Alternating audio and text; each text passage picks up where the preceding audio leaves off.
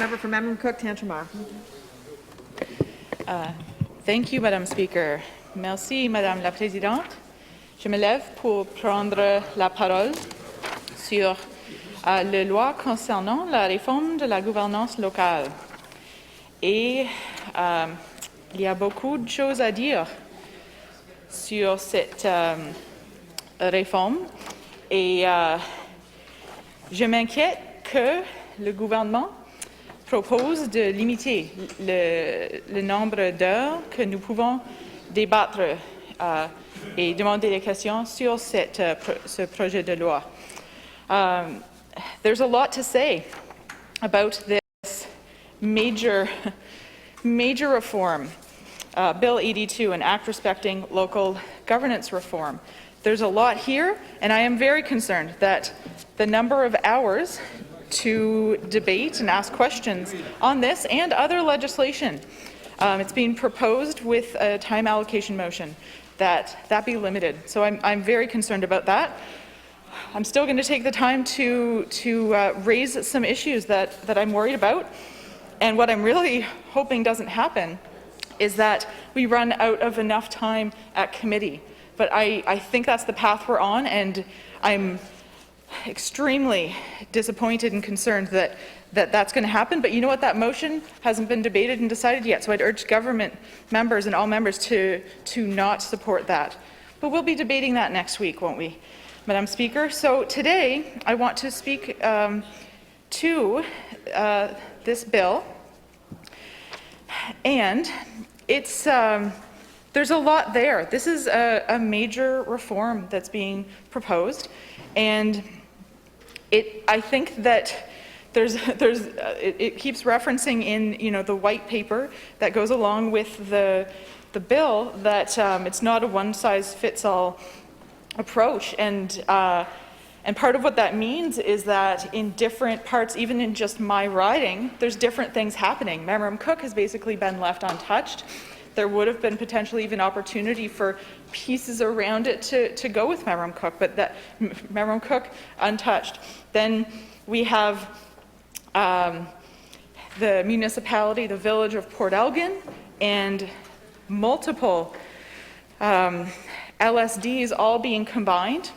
And then we have two municipalities plus a really big portion of territory that is LSD currently, a local service district, all being combined. And so there's different things happening, and then there are rural districts. There are pieces of my riding that will be rural districts. So in a way, my riding is a microcosm of some of what is happening at the provincial level, and so I want to talk about these different pieces. And I want to say that, and I don't think I'm the first to say it by any means, there does need to be reform. There does need to be municipal reform. I don't think anyone in the province, or I don't think very many people would say, no, things are perfect exactly the way they are. And as an MLA that has LSDs in my riding, I've seen firsthand that the people living there lack representation at the local level. And so then they go to their MLAs, which is fine. I do my best to help. They're basically the minister represents them, but that means they don't have local decision making. They don't have power and resources at the local level to make decisions. And that's not acceptable. And there have been so many times where people have said, well, why can't we have the enforcement of this type of rule? Why can't we basically have the protections that people living in municipalities have? And even people in my riding help them. They've set up LSD committees, because in my riding there's actually been not much action at that level in recent years, but they've tried to set it up and they haven't had enough power. They haven't had the resources, they haven't had the decision-making power to protect themselves. And one of the main concerns that comes up, and this isn't just in my riding of Memram Cook Tantramar, this comes up across the province, is around quarries.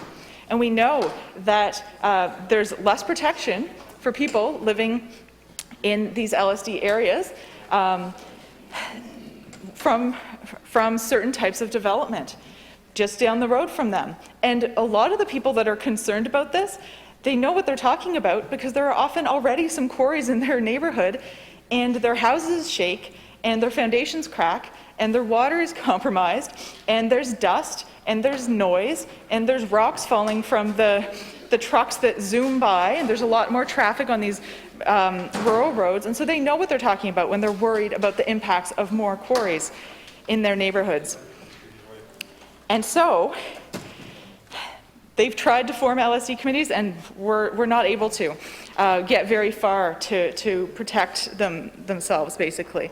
So this is the reason that people in my riding in more rural areas, in local service districts, want to have some sort of reform. They want to have a voice, they want to have power. And so there is a need for reform, absolutely. However, I am concerned that with the rural districts that there's not the level of local decision making, of local power that some of them will need.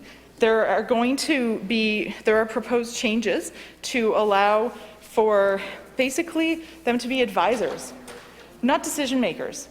And so that language really concerns me. And I know that some of the rural districts in my area, but if you look at the map of the province, there's a lot of resource extraction, a lot of resources in places like Calhoun, where they're being proposed to be in rural districts. And so I'm concerned that the environmental protection that people were hoping for through these reforms may not come to fruition. I'm concerned that if you look at the map of where there's a lot of resource extraction and where there are rural districts, that if you overlay them, you see there's a lot of overlap, and that the people living there will be advisors. Rather than having more control, rather than being able to have decision-making power and be able to work on a nation-to-nation basis, on a government-to-government basis with First Nations, because we are on unceded and unsurrendered territory here of the Wolastoqey and the Mi'kmaq and the Passamaquoddy. And so there should be a different format for the resource extraction. There should be different agreements, and I don't see a path to that at this point. So that's talking about what's happening more in the rural areas. If we look at what's happening in terms of the municipalities that already exist, there's concern in my hometown of Sackville. There's concern because the people in the municipality were under the impression that there wouldn't be forced amalgamations, and the town of Sackville specifically said that Sackville does not feel amalgamation is a realistic solution and would object to any forced amalgamation. And what we see outlined in the white paper is amalgamation. And there's been an update in terms of the municipality of Sackville, and they say that they stand by what they said in terms of being opposed to such a suggestion. And one of the things that I think is important is to bring up is the timeline of what we're dealing with. And as I mentioned, we have a time allocation motion that was tabled today, and it hasn't been debated yet, but what I'm really concerned about is that we won't have the time to debate the way we need to debate, to ask the questions we need to ask, and to really make amendments or do whatever needs to be done to make sure that this is the best reform possible and that all the questions are answered, that any tweaks that need to be made are made going forward. The government has set out a timeline before the legislation was even tabled, and in this timeline, it is presupposing that the bill will be passed this month. Well, I would say that if we haven't had the chance to to debate it properly, to ask questions in committee, to make amendments, to fully study it, then it shouldn't pass. We should come back in January and finish that work. It shouldn't be rushed through. But with government proposing that motion today, that is what I see is going to happen. And that is what's so frustrating about our system in terms of majority governments being able to do whatever they want and to not have to listen to amendments, to not have to properly debate, to not allow the time that this type of reform, of municipal reform, deserves. And it's really unfortunate to have debate shut down in this way.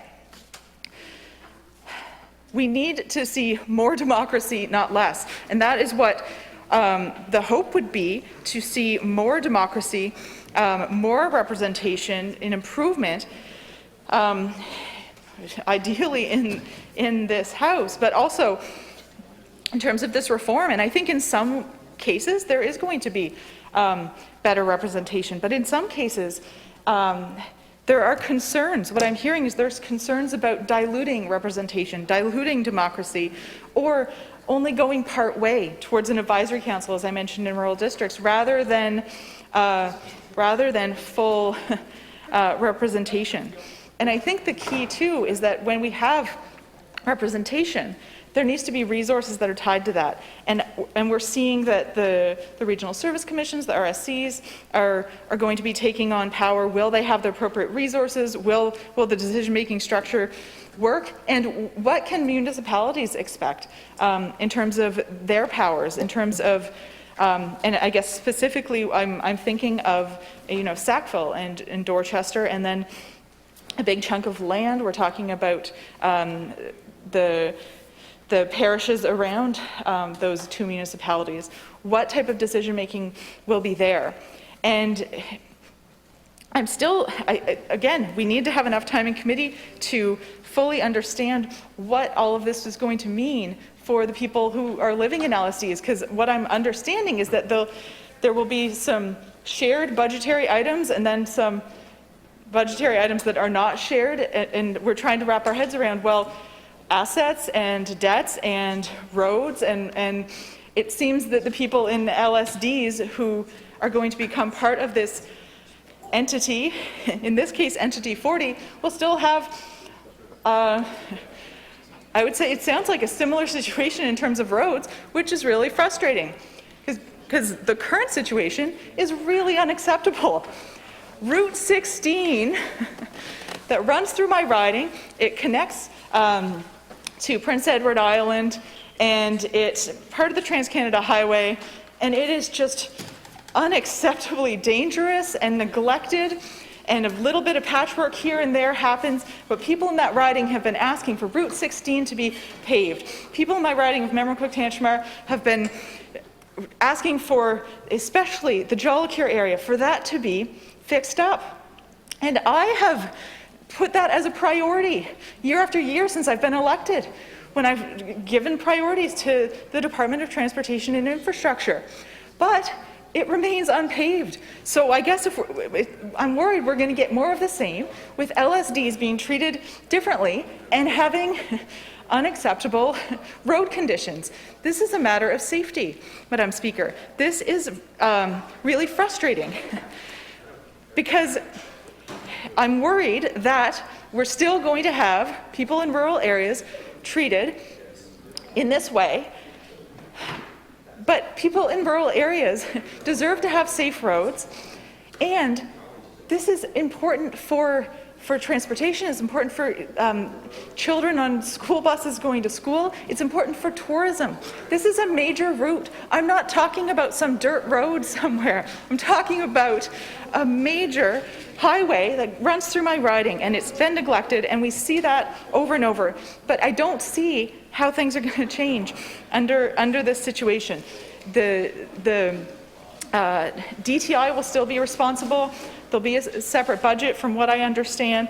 I'm concerned, and I'm concerned that will the province step up and actually improve the funding to DTI?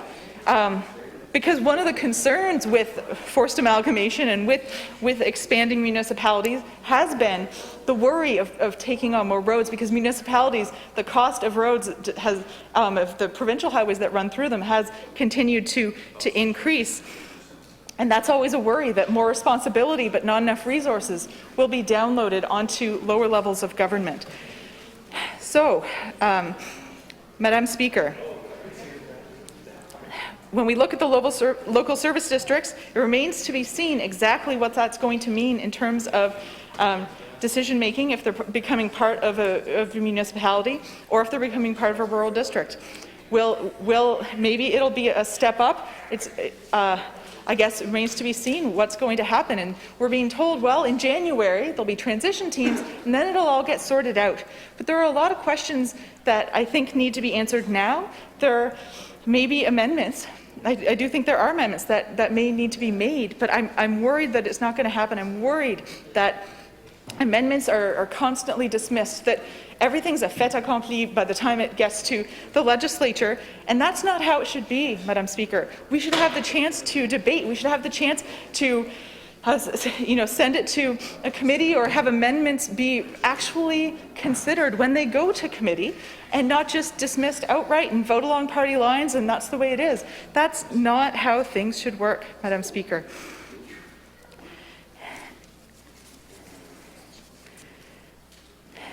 And so one of the things that I am looking for, and as we go through debating this legislation, I'm going to be looking for is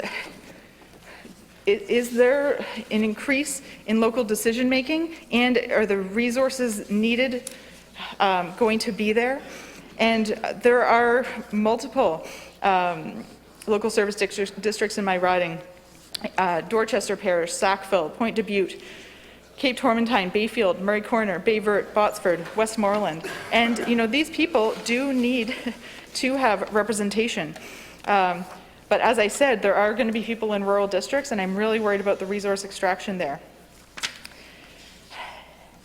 And in terms of land use planning, we need better land use planning, and again, especially for the people living in rural areas, to have equal rights to the people living in municipalities and protections of their air, of their water, when it comes to development that's being proposed.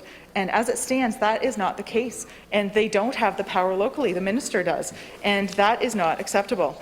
And will that really change with rural districts? That's not what I'm seeing.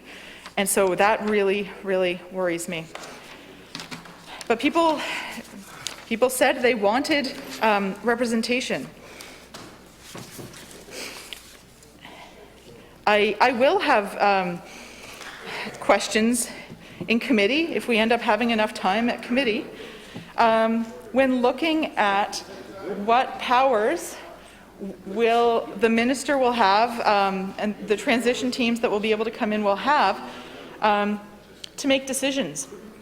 And it looks like they are going to be able to make quite a few decisions, even in terms of naming the entities, which again, the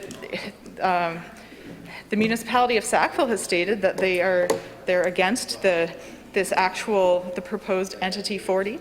And so it looks like there's transition teams that are going to be showing up at the beginning of the year, and they are going to be making decisions around ward boundaries, around council composition, around the name, around quite a few things.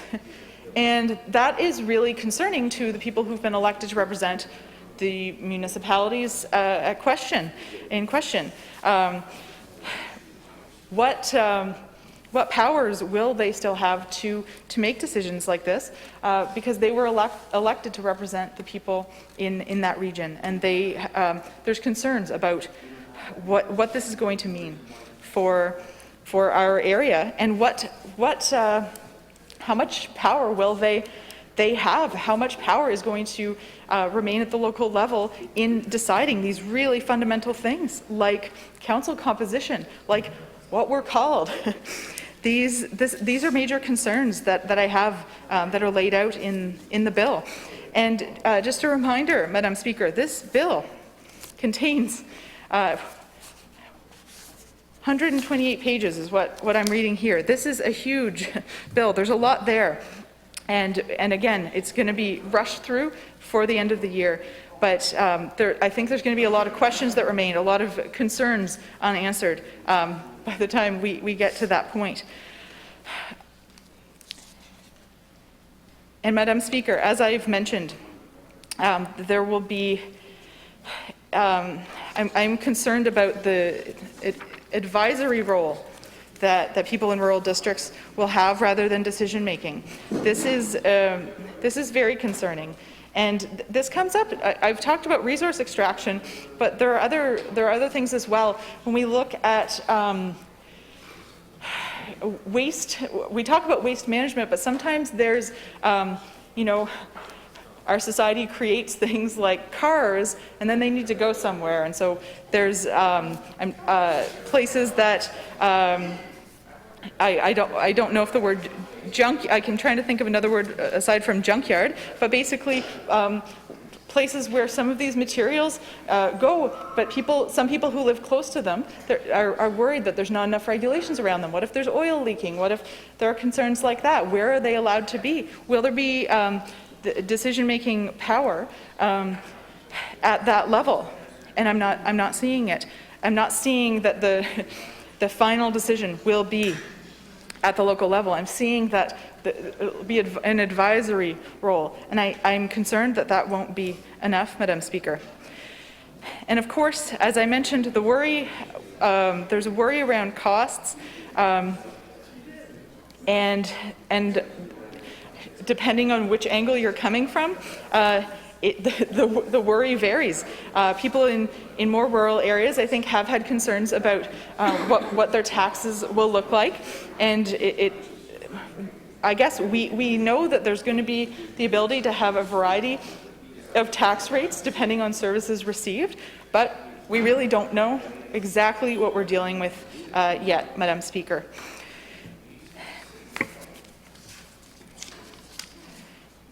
I will say that I think ensuring that permanent residents are able to vote in municipal elections is an important step that should be pursued. I see that there's still going to be consultations and moving forward, but I hope that necessary legislation that is mentioned in the white paper does come forward. I do think that is positive in terms of increasing democracy, Madam Speaker. And Madam Speaker, as you see, I've made notes on the many, many pages in front of me, and I don't want to miss anything.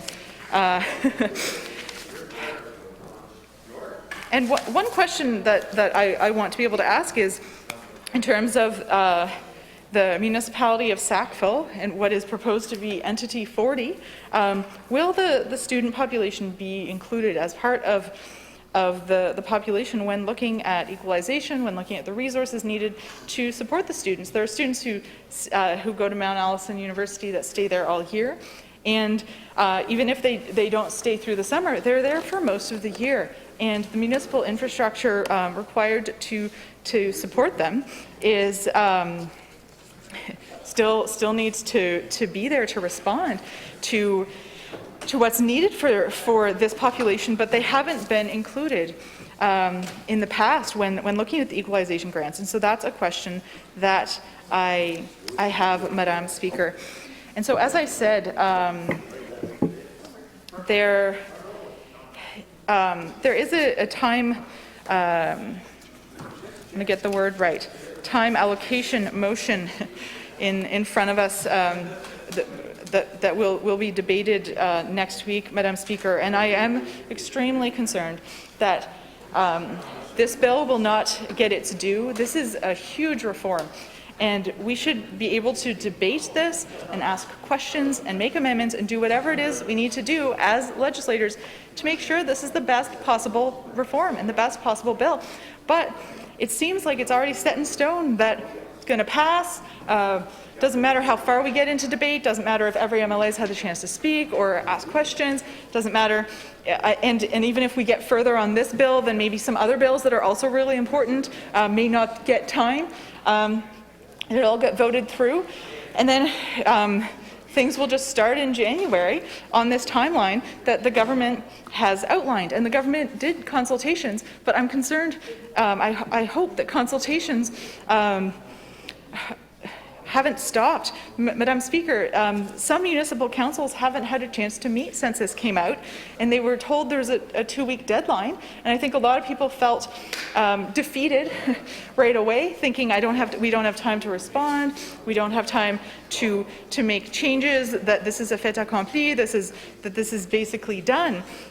And Madam Speaker, I hope that that's not true, but I am concerned that that's the sentiment out there, and I hope that there will be a listening ear, that there will be a willingness to make changes and respond to what has been from the feedback of municipalities and citizens across the province, where maybe the wrong boundary was drawn, maybe the wrong decision was made. And again, I think that the municipal response from the town of Sackville around forced amalgamation, I'm just reading it from their press release and from their letter, that this was not what they thought was going to happen. This is not what I thought was going to happen either, Madam Speaker. And so, as I said, Madam Speaker, the municipalities may not have even had a chance to have a council meeting yet, and we're already moving forward on the bill. And I really would call on the government to not pass the time allocation motion next week. And maybe just don't even bring the motion forward, and we can spend that time that we would be debating that on these important bills that are in front of us, Madam Speaker. And so I just want to make sure I'm not missing anything that I wanted to say. I guess, as I said, consultation shouldn't stop now, and we need to make sure that this is not rammed through. We need to make sure that the government course corrects as needed for this reform, and that the engagement continues. And so, Madam Speaker,